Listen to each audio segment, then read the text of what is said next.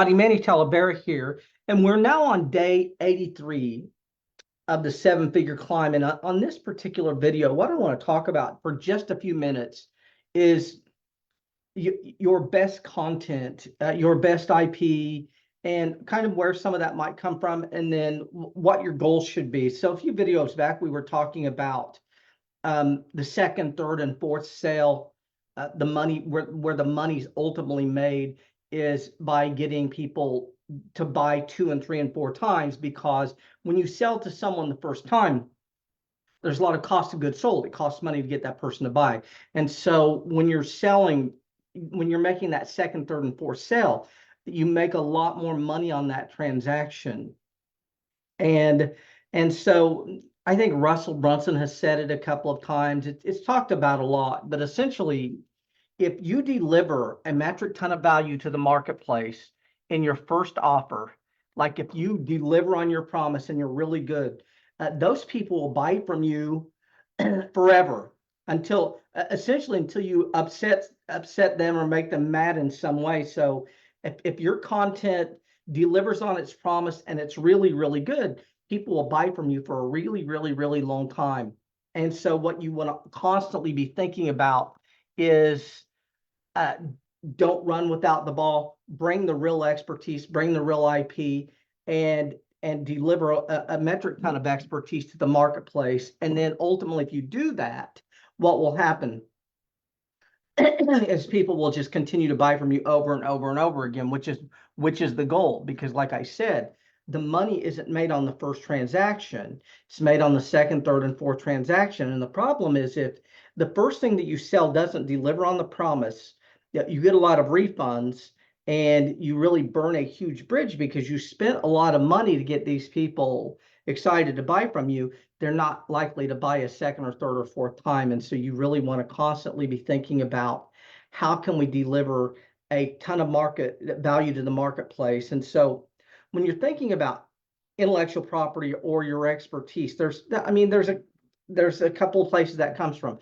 The first thing it comes from is studying and learning from a lot of other people.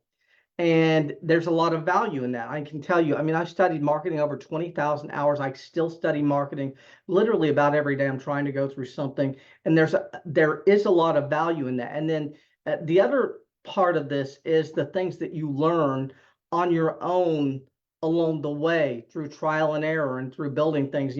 I was fortunate or unfortunate, however you want to look at it, that when I started creating courses, I was creating DVD and CD sets. I started out creating, I think the first product I created was DVD, and we created a lot of DVDs, and then later on we moved on to CDs, and because some people wanted multimedia, so they want the DVD and the CD of the product, and so we started doing that. And unfortunately, when I got in the space, YouTube might have been a thing, but there was no IP out there on how to actually create physical products. And when you're thinking about physical product, just kind of go over what I'm talking about. So you've got a case cut, you've got the product itself, you've got the product that's burned on the disc, you've got the case cover, which is a piece of paper that's inserted, you've got the title on the side, and there was no one out there teaching how to actually create this from an idea. So creating a VH, and I started out analog, creating VHS, and I took the VHS and turned it into a DVD, and that's how I was doing it. And so a lot of what I was teaching at the beginning was essentially,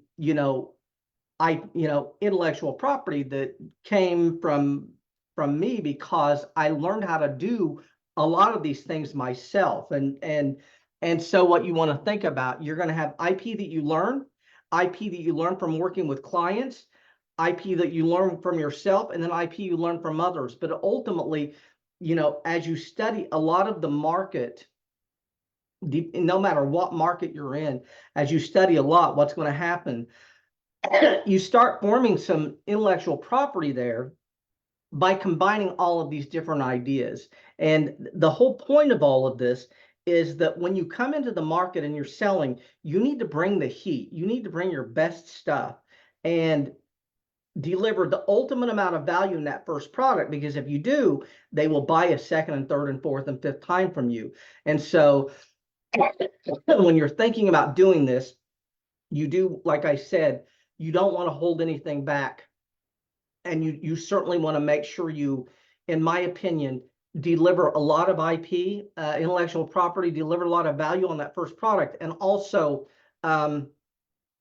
over deliver. So you like go way overboard on the value, because like I said, if you do that, you will make a lot of money on the back end. And so I just wanted to talk to you all a little bit about bringing your best stuff to the table and really putting that out there. And like, I'll be honest with you, if you create an absolutely amazing first product and you spend $1 million on traffic, and you bring in $1 million from that traffic, and you only break even on the first product you sell, you can make 3 million, 5 million, 7 million, $10 million just on the back end selling the second, third, and fourth. And what's interesting is once you build, like, I think the magic numbers, like they say, 1,000 true fans, and 1,000 true fans are people who will buy all of your content, come to your events, show up for every webinar or 5-day challenge that you do, purchase, like they're rabid buyers.